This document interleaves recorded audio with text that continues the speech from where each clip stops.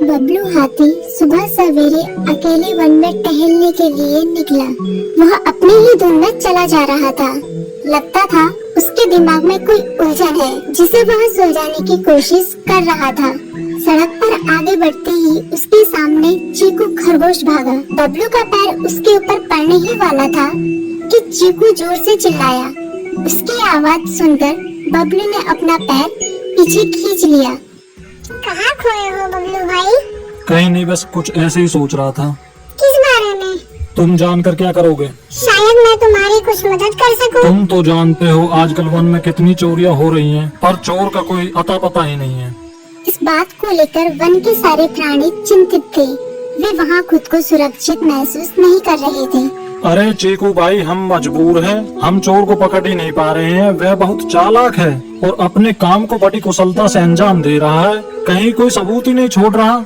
हमारे राजा इस बात को लेकर बहुत चिंतित हैं। यही कारण है कि हम सब इस बारे में सोच रहे हैं। अब तुम मेरी इसमें क्या मदद कर सकते हो? मैं कुछ सोचता हूँ, हो सकता है मुझे कोई उपाय सूझ जाए। प्रयास करने में कोई हर्ज तो नहीं है। तुम ठीक कहते हो चीकू, लेकिन वन के गुप्तचर भी अभी तक इसका कोई हल नहीं निकाल सके। इतना कहकर वे चुप हो गई। बबलू की बातों ने चीकू को सोचने के लिए मजबूर कर दिया। चीकू को उदास देखकर बबलू बोला, तुम अपना मन छोटा मत करो। मुझे अच्छा लगा कि तुमने मेरी परेशानी को समझा। कभी मैं भी इस वन के लिए गुप्तचर का काम करता था। एक बार मेरी टांग टूट जाने से मेरे अंदर फुर्ती नहीं रही। तब से मैंने यह काम छोड़ दिया। चीकू, तुम चाहो तो यह काम दोबारा कर सकते हो। वन के प्राणी ज्यादातर दिन में भोजन की तलाश करते हैं, वे रात को आराम करते हैं। तुम दिन रात दोनों में ही भोजन की तलाश में निकल सकते हो। हो सकता है रात को तुम्हें कुछ ऐसी बातों का पता चल जाए जो हमारे काम की हो। हाँ बबलू, तुम ठीक कहते हो। मैं आज रात को वन में घूम कर इस बात का पता करने की कोशिश करता हूँ। थोड़ी देर बातें करके चीकू अपनी बिल की ओर बढ़ गया और बबलू अपने रास्ते चला गया। चीकू के दिमाग में अभी तक बबलू की कई बातें घूम रही थी। उसे समझ नहीं आ रहा था वह बबलू की मदद कैसे करे। दिन भर वह उसी उधेड़-बुन में लगा रहा। शाम होते ही चीकू कुछ सोचने लगा और वह चुपचाप बिल से बाहर निकल आया। चीकू की पत्नी ने देखा तो बोली, इस समय कहाँ जा रहे हो? बाहर खतरा है। खतरा तो सुबह भी रहता है, लेकिन खतरों से डर कर हम भूखे तो नहीं मर सकते। मैं बाहर घूम कर आता हूँ। इतना कहकर चीकू रात को बिल से बाहर निकल आया। कुछ दूर जाकर उसकी नजर बंकू उल्लू पर पड़ी, जो कुछ ही दूरी पर था। वह पेड़ की डाल पर बैठा अपनी गर्दन चारों तरफ घुमा रहा था। वह तेजी से पेड़ की एक डाल से दूसरी डाल पर उड़ रहा था। बंकू की नजर उस पर नहीं पड़ी थी। कुछ सोचकर चीकू पेड़ के पीछे से बाहर निकलकर थोड़ी खुली जगह पर आ गया और वहाँ से बंकू उल्लू को देखने लगा। बंकू ने चीकू को अंधेरे में भी देख लिया, पर उसने उसमें कोई उत्सुकता नहीं दिखाई और अपनी गर्दन चारों ओर घुमाता रहा। चीकू बड़ी देर तक बंकू की हरकतों पर नजर रखे रहा। वह थोड़ी देर तक खुले मैदान में खड़ा रहा, पर बंकू ने उसे देखकर भी अनदेखा कर दिया।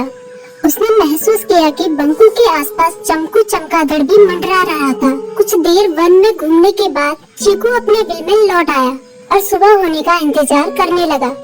अगली सुबह बबलू उसी रास्ते में जा रहा था। रास्ते में चीकू उसका इंतजार कर रहा था। आज बड़ी जल्दी आ गए बबलू। हाँ, आजकल मुझे चिंता की वजह से नींद नहीं आती। कोई नई खबर है क्या? यकीन से तो मैं नहीं कह सकता, पर मैं तुम्हें ऐसे प्राणी का नाम बता सकता हूँ जो शायद चोरों की मदद कर रहा है। कौन है वो? बंकू उल्लू। इतना कहकर चीकू ने रात की घटना उसे ज्यों की त्यों सुना दी। इसे सुनकर बबलू का माथा ठनका। बबलू की आंखें चौंधिया गई। तुम ठीक कह रहे हो। मुझे आज रात बंकू और चमकू पर नजर रखनी होगी। इतना कहकर वे दोनों अपने अपने रास्ते चले गए। बबलू रात को अपने साथियों के साथ बंकू पर नजर गड़ाए रहा। उसकी संदिग्ध गतिविधियों को देखकर बबलू ने उसे उसके साथियों चंकी और संकी लोमड़ के साथ पकड़ लिया। बबलू ने सख्ती से पूछताछ करनी शुरू कर दी। तुम इस समय बंकू चमकू के साथ क्या कर रहे हो? हम चारों दोस्त हैं, इसलिए साथ बैठकर बात कर रहे हैं। चमगादड़ और उल्लू की दोस्ती तो समझ में आती है, पर लोमड़ के साथ दोस्ती कैसे हो सकती है? सख्ती से पूछने पर दोनों ने अपना जुर्म कबूल कर लिया और सभी चोरियों के बारे में बताया जो उन्होंने कुछ दिन पहले वन में की थी। बबलू ने उनके चोरी का सारा सामान भी बरामद कर लिया। बंकू और चमकू को अभी तक समझ में नहीं आ रहा था कि वो इतनी आसानी से कैसे पकड़ में आ गई।